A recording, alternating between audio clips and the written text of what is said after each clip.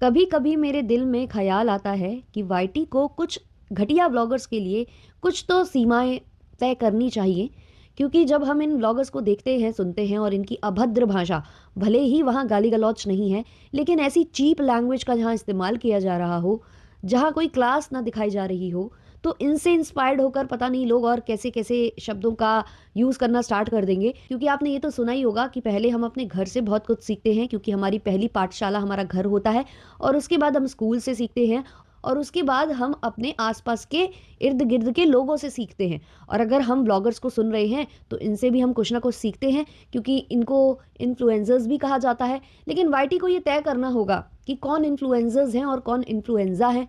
इनको देखने के बाद आपकी लैंग्वेज गड़बड़ा सकती है, आप कुछ गलत भी सीख सकते हो जो सही बात नहीं है।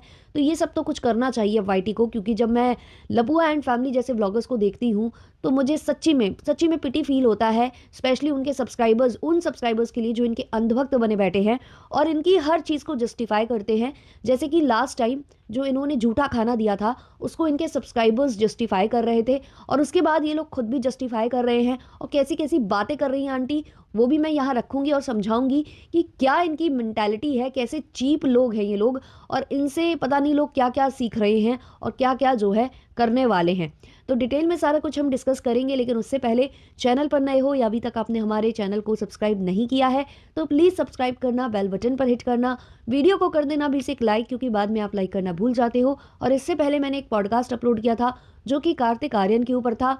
काफ़ी ज़्यादा गंभीर टॉपिक है वो, तो अगर आपने अभी तक नहीं देखा है तो प्लीज़ देखना ज़रूर। चलिए शुरू करते हैं पॉडकास्ट को। तो माता जी कल फिर व्लॉग लेकर आई थी, और माता जी बार बार बोल रही हैं अपने व्लॉग्स में कि मैं किसी को जवाब नहीं दूंगी, किसी से कुछ भी नहीं बोलूंगी, जहां जिसको जो बोलना है बोले, जिसको जो करना है करे, लेकिन मैं जवाब नहीं दूंगी, मैं जवाब नहीं दूंगी। ऐसा मैंने खुद उनके 2 से 3 व्लॉग्स में सुन लिया है, और कल वाले व्लॉग में भी यही सेम लाइन मैंने सुनी। बट आंटी जी तो जवाब दे रही थी, ऐसा तो नहीं है कि जवाब नहीं दे रही थी, जवाब ही देने तो आई थी। पूरा जवाब देने के बाद कहती है मैं किसी को जवाब नहीं दूंगी। और एक्चुअली इन लोगों को वाकई में इस समय जवाब नहीं देना चाहिए। और शायद लपुआ ने बोला होगा कि अभी कुछ भी नहीं करना, अभी कोई कंट्रोवर्सी नहीं करना, इसलिए क्योंकि लप्पू अपनी शॉप ओपन करने जा रहा है। और अगर शॉप मार्केट के भरोसे नहीं चली, जो उनका लोकल मार्केट है उसके उधर के लोगों की वजह से नहीं चली, तो फिर क्या होगा? सोशल मीडिया पर ही तो सेल करना पड़ेगा, जैसे कि हमारी देवरानी साहिबा सेल करती हैं 1,500 की साड़ी 5,000 में। तो वो करना पड़ेगा ना लप्पू को ऑनलाइन। तो अभी लप्पू को भर भर के प्यार की ज़रूरत है, और लप्पू अपना प्यार हेट में नहीं बदलना चाहता है, और इसीलिए उस पर जितने भी रिएक्शन बन रहे हैं, जितना भी जो कुछ बन रहा है, उस पर वो कोई भी रिप्लाई वीडियो नहीं बना रहा है। और शायद उसी ने बोला होगा आंटी वगैरह से कि आप लोग भी मत बनाइएगा अभी, जब तक कि स्टोर की ओपनिंग नहीं हो जाती है और हमें थोड़ा सा समझ में नहीं आता है कि कितना प्रॉफिट, कितना लॉस, कितने लोग आ रहे हैं, कितने नहीं। लेकिन माता जी तो ठहरी माता जी, माता जी तो वही करेंगी, वो तो अपनी मन की मालिक है, मन की मर्जी की मालिक है। तो उन्होंने कल रायता फैलाया और कहीं ना कहीं उसमें लप्पू को भी लपेटे में लिया है, जिससे कि लप्पू को भी हेट मिले। तो हुआ कुछ यूं है कि किसी ने आंटी जी को कमेंट किया था कि आप बच्चों को जूठा खाना या यूज्ड थाली मत दिया करिए, खाई पी थाली मत दिया करिए, क्योंकि इससे रिएक्शन बनते हैं। मतलब ऑडियंस भी माता जी को इसलिए सिखा रही है क्योंकि रिएक्शन बनते हैं, इसलिए नहीं सिखा रही कि वो अनहाइजीनिक होता है और ऐसा बिहेवियर बच्चों के साथ करना गलत है, इसलिए नहीं सिखाया जा रहा था। उस पर भी आंटी जी को मिर्ची लग गई। अब मिर्ची लग गई तो आंटी जी को जवाब भी देना था। तो आंटी जी ने सोचा कि पहले मैं जवाब भी दे देती हूँ और फिर बोलूंगी कि मुझे फर्क नहीं पड़ता, और बोलूंगी कि मैं नहीं आती किसी को जवाब देने और ना दूंगी, है ना। तो ये सब बोला भी आंटी जी ने, और फिर बोल दिया कि मुझे फर्क नहीं पड़ता। तो आंटी जी ने कहा कि हमारे घर में लप्पू सबसे अलग खाना खाता है। तो ऐसा क्यों करते हैं आप लोग? मतलब किसी को वीआईपी ट्रीटमेंट और किसी को नौकरों वाला ट्रीटमेंट क्यों? अगर लप्पू अच्छी चीज़ें खाना जानता है तो क्या आपके घर के दूसरे सदस्य अच्छा खाना खाना नहीं जानते? मतलब आपके घर में इतनी पैसों की किल्लत है कि जो अच्छा खाना खाने के लिए जिद करता है उसको तो दे दिया जाएगा, बाकी लोग नॉर्मल खाना खाएंगे, ऐसा क्यों? फिर आंटी जी ने कहा कि जो थाली होती है लप्पू की, उसमें बहुत सारा खाना दिया जाता है उसको, लेकिन वो कभी पूरा खाना खाता ही नहीं है, हमेशा वो खाना छोड़ देता है। तो ये भी बहुत गंदे मैनर्स हैं। अपनी थाली को पूरा खाना चाहिए, या अगर आप नहीं खा सकते हो, आप छोड़ते हो, तो उसमें कम से कम खाना लेना चाहिए। मतलब अगर आपको कोई सर्व कर रहा है तो उससे बोला जाना चाहिए कि नहीं, मैं इतना नहीं खा पाऊँगा, मुझे कम दो, खाना वेस्ट होगा और वेस्ट हम नहीं करते हैं, क्योंकि अन्न का अपमान नहीं किया जाना चाहिए। ये आपको सिखाना चाहिए अपने बच्चों को।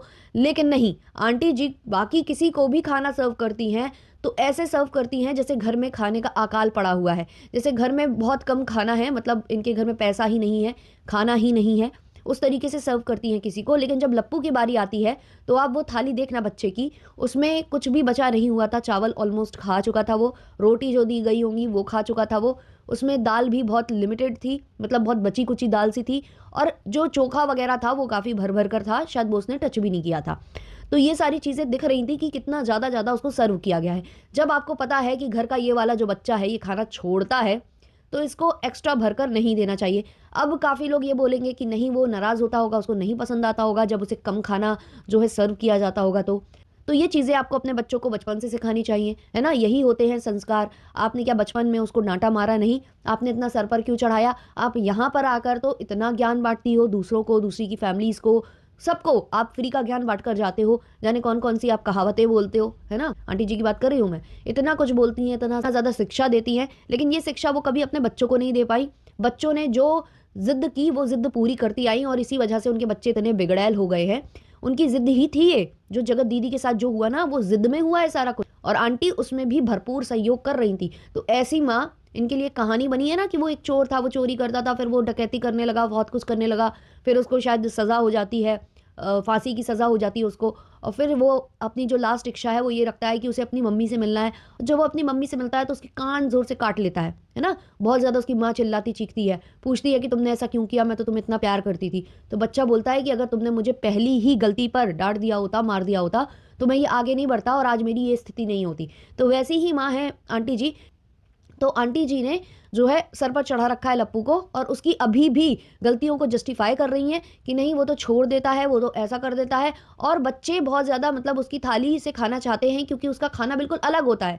तो वही वाली बात हो गई ना कि आपने उन बच्चों को भी एक गलत लाइन पर खड़ा कर दिया है। उनके दिमाग में ये बातें आपने फीड कर दी हैं कि बेटा तुम तो जानवर के समान हो, तुम लोग जानवर के समान हो क्योंकि तुम लोग गरीब हो, है ना? तो तुम जानवर के समान हो, तो तुमको बचा-कुचा और ऐसा ही मिलेगा, और वो बच्चे उसमें खुश हो रहे हैं। और जो कह रही हैं कि शिक्षा नहीं दो, ये नहीं दो, मैं अपना सब घर देख लेती हूँ। भई आपका घर हमने भी देखा। वो कुत्ता, आपके घर का जो पाला हुआ कुत्ता है, वो उस जगह पर वो जो है पी कर रहा था। इनका जो बैकग्राउंड बना हुआ है, जहाँ ये लोग खड़े होकर नाचते हैं, जो ग्रीन बैकग्राउंड बना है, जहाँ आंटी वो ग्लास लेके पीले-पीले करती हैं, है ना? वो वाले बैकग्राउंड पर वो जो कुत्ता है, वो पी कर रहा था, इनके घर का कुत्ता। तो सोचिए इनके घर में क्या हाल है। मतलब वो जो जानवर इनके घर में पला हुआ है, उसके लिए तक टाइम नहीं है पूरी फैमिली के पास। जबकि इनके घर में अब इतने सारे सर्वेंट्स हैं। हाँ, हम भई उनको सर्वेंट्स ही कहेंगे, क्योंकि उनके साथ वैसा ही बिहेवियर कर रहा है पूरा का पूरा ये फैमिली। तो उस कुत्ते तक को टहलाने के लिए किसी के पास टाइम नहीं है कि बाहर ले जाकर उसको लेकर आएँ, ताकि वो जो भी उसको पी करना हो, जो भी करना हो, 1 नंबर 2 नंबर वो कर आए। बट वो घर में ही कर रहा है। उसी भई वो मैट होती है ना जो ग्रीन वाली, जो इन्होंने सजा रखी है, आप समझ तो रहे होंगे ना मैं किसके बारे में बात कर रही हूँ। जहाँ ये लोग डांस करते हैं, बैकग्राउंड बना रखा है ग्रीन कलर का। हाँ, वो इनका घर का जो पालतू जानवर है, वो पी कर रहा था। और ये दूसरों को शिक्षा बाँट रही हैं, ये दूसरों बच्चों को कह रही हैं कि नहा कर रहा करो, बाल झाड़ कर रहा करो, हमें घिन आती है। इनको ऐसे में घिन नहीं आती है। वहाँ पर जब ये नाचती होंगी या कपड़ों का प्रमोशन करती होंगी, तो वो कपड़े उस मैट से छुल भी जाते होंगे कई बार, है ना? क्योंकि वो बहुत वाइड एरिया में तो लगी नहीं है, वो थोड़ी-सी ही जगह में लगा रखी है। तो वो जब बिल्कुल सट के खड़ी होती होंगी ये लोग, तो कपड़े भी छुलते होंगे उससे। कई बार ये लोग खुद हाथ लगा देते होंगे, है ना? कई बार अगर बैठते-उठते हाथ लग जाता होगा, और फिर उसी से ये लोग खाना बनाते होंगे और उसी से खाना खाते होंगे। तो सोच लीजिए इनकी सभ्यता क्या है। तो ये जो है जस्टिफाई कर रही हैं माताजी, अपनी हर एक गलती पर पर्दा डालती हैं, अपने बच्चों की गलती पर पर्दा डालती हैं, और इसलिए इनके बच्चे जो हैं इतने बिगड़ैल हैं। दीदी जी जो खुद को सो कॉल्ड पढ़ी-लिखी बोलती हैं, उनको हाइजीन का मतलब नहीं पता, और आंटी जी को भी हाइजीन का मतलब नहीं पता, और आंटी जी जस्टिफाई कर रही हैं कि हम ऐसा करते हैं, वैसा करते हैं। ज़्यादा हो जाए तो आंटी जी धमकी देने लगती हैं कि हम जो है इन बच्चों को गाँव वापस भेज देंगे अगर आप लोग बार-बार हमें टॉन्ट करोगे या हमसे सवाल करोगे। भाई आप गाँव कैसे भेजोगे? पूरी सर्दी वो बच्चे बर्तन घस रहे हैं, वो बच्ची कपड़े भी वही धो रही है, जो चाची की बेटी है कपड़े भी वो धोती है, बर्तन भी वो धोती है, और इसके अलावा खाना भी वो बनाती है, रोटी भी वो बनाती है। तो ये सब कैमरे पर कैप्चर हो जाता है। तो आप उनको कैसे भेज सकती हो? और वहीं दीदी जी भी ऐसे ही धमकी देती हैं। दीदी जी कहती हैं कि आप बार-बार लप्पी को लेकर बोलोगे तो हम सब एक हो जाएँगे, लप्पी को अकेले छोड़ देंगे। भई जिज्जी, आप तो उनको पूरा सपोर्ट करने वाली थी, आप तो कम्युनिटी छाप रही थी कि हम आपके साथ हैं, है ना? लप्पी तुम आगे बढ़ो, हम तुम्हारे साथ हैं, ऐसा कुछ कर रही थी। अब अचानक से ये क्या परिवर्तन हो जाता है। तो ये है ये फैमिली। ऊपर से आंटी जी जो कह रही थी कि हम किसी को जवाब नहीं देंगे, इतना जवाब देने के बाद रिएक्शन चैनल वालों को भी इनडायरेक्ट में जवाब देती हैं। कहती हैं कि हम अपनी थाली से खाना खाते हैं, हम दूसरे की थाली से छीन कर खाना नहीं खाते हैं। मतलब आंटी जी का ये कहने का है कि जो रिएक्शन चैनल वाले हैं वो व्लॉगर्स की थाली से छीन कर खाना खाते हैं। छी आंटी छी, हम नहीं करते ये सब। हमें अपनी हाइजीनिक थाली खाने का आदत है, हम किसी की थाली से छीन वीन कर नहीं खाते हैं। लेकिन अगर आप इन्हीं इसी लैंग्वेज की वजह से मैं बोल रही हूँ कि वाईटी को कुछ नियम कानून तय करने चाहिए। तो आंटी जी की ये जो अभद्र भाषा थी, मैं इसको अभद्र ही कहूंगी, चीप भाषा कहूंगी मैं इसको, तो जो आंटी कह रही थी तो फिर ये तो आंटी पर भी लागू होता है। क्योंकि आंटी की पूरी फैमिली ने तो पहले जगत दीदी की थाली से खींच खींच के खाना खाया, फिर उसके बाद जूस वाली दीदी के घर से भी थाली खींच खींच कर खाया, उसके बाद बीच में इन्होंने कृष्टि मायूस की थाली से भी खींच कर खाया। और कृष्टि मायूस तो छोड़ो छोड़ो, उसके बाद जो है एस्ट्रोलॉजर दीदी और हमारे रोस्ट वाले भैया, सबकी थाली से खींच खींच कर खाया। और अब तो उनके इतने बुरे दिन आ चुके हैं कि कभी एडिटर की थाली, कभी रिएक्शन चैनल वालों की थाली, तो कभी अपने पीआर की थाली, किसी ना किसी की थाली से खींच कर खाते ही रहते हैं आप पूरा खानदान। वही वाली बात है ना कि सूप तो सूप छलनी भी बोले। एक और कहावत है वैसे, जिनके घर खुद शीशे के हों वो दूसरों के घर पर पत्थर नहीं मारा करते आंटी। अब बहुत कहावत बोलते हो ना, तो कुछ कहावतें हमको भी आ जाती हैं। खैर चलिए, इस वाले पॉडकास्ट को इतना ही रखते हैं। आप लोग अपने ओपिनियंस कमेंट सेक्शन में ज़रूर शेयर करिएगा, और हाँ, कार्तिक आर्यन वाले वीडियो को भी प्यार दीजिएगा। चलिए मिलते हैं नेक्स्ट वाले पॉडकास्ट में, तब तक के लिए बाय बाय।